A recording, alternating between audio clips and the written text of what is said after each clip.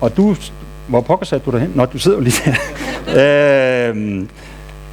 Dit første møde med det her, det var jo Marian Simka dernede, og nu fortalte du så, at det så var faktisk ikke Simka, der gennemførte behandlingen, og Simka laver faktisk heller ikke selve operationen, han laver kun scanningerne.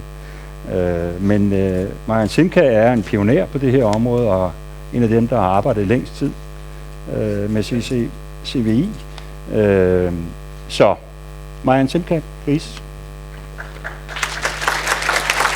Og mens Simka går derop, så er jeg nødt til at sige, at jeg kunne sådan set godt at snakke engelsk, men eftersom alt det, jeg siger, bliver jo tolket, så kan jeg jo lige så godt, når vi nu er et overtal af danskere, må vi sige, gør det på dansk. Please.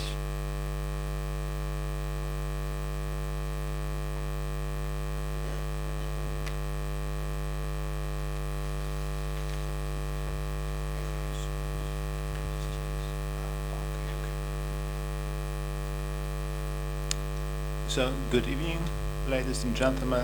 Thank you very much for your kind invitation to this very nice hotel and for this very, very interesting and I hope very successful meeting.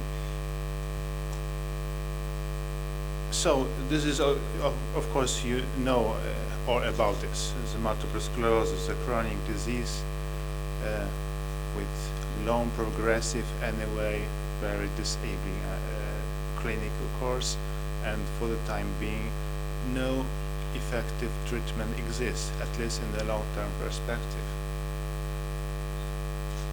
And the discovery of occlusions in the extracranial veins that are draining the brain and the spinal cord has shed new light at this problem.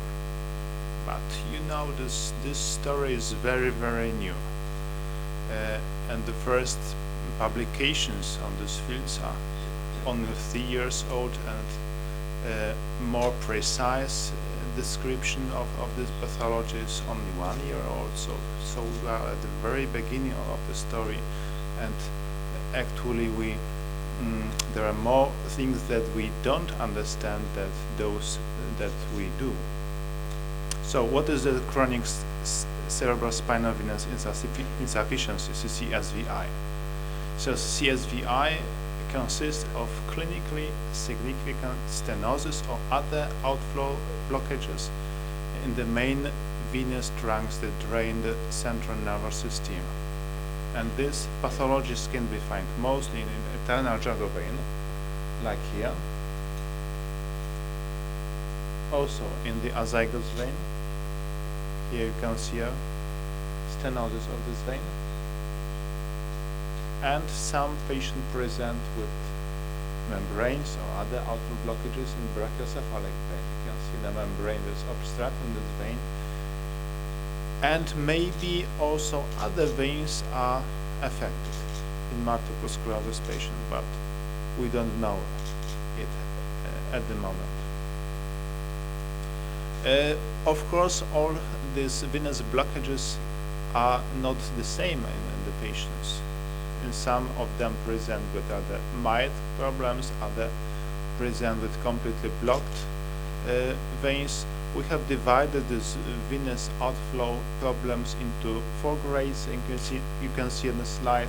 Grade 1 represents only slowdown outflow with a mild blockage. Grade 2 is a bigger problem with slow down flow, but also with reflux or prestenotic dilation of the vein. In grade 3 we can see the outflow also the collaterals, which show us a big problem and a significant obstruction of the main pathway.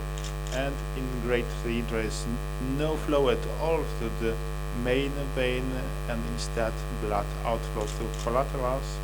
And we can see these grades on the slides.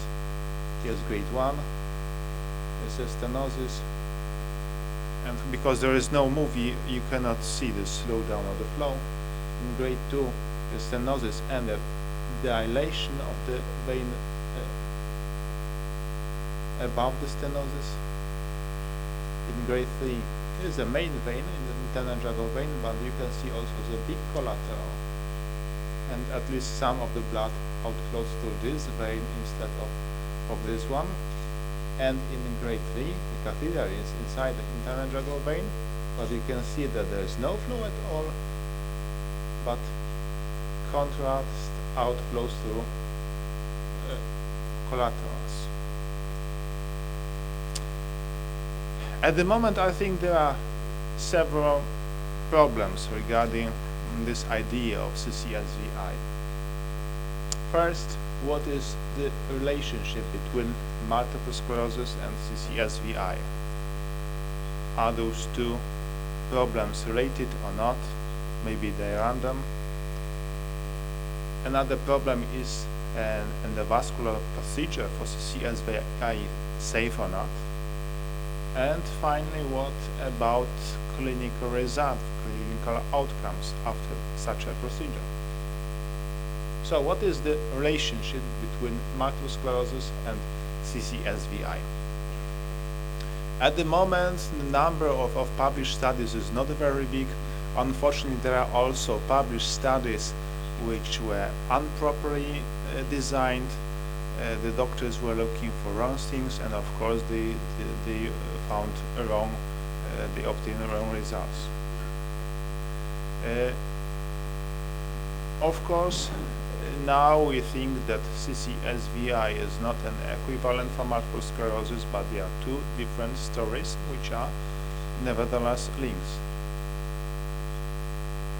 So, now in vascular medicine, there is a standard diagnostic tool how to find a problem, and this gold standard procedure, gold standard imaging technique is a catheter venography. The invasive procedure, doctors are injecting contrast into a blood vessel, and now look at presence of stenosis, outflow blockages, and so on. And using this gold standard diagnostic tool in our hospital, we have examined, you can see, nearly 400 multiple sclerosis patients, and we found venous outflow blockages in nearly all of them. 97.1%. Only less than 3% presented with normally veins.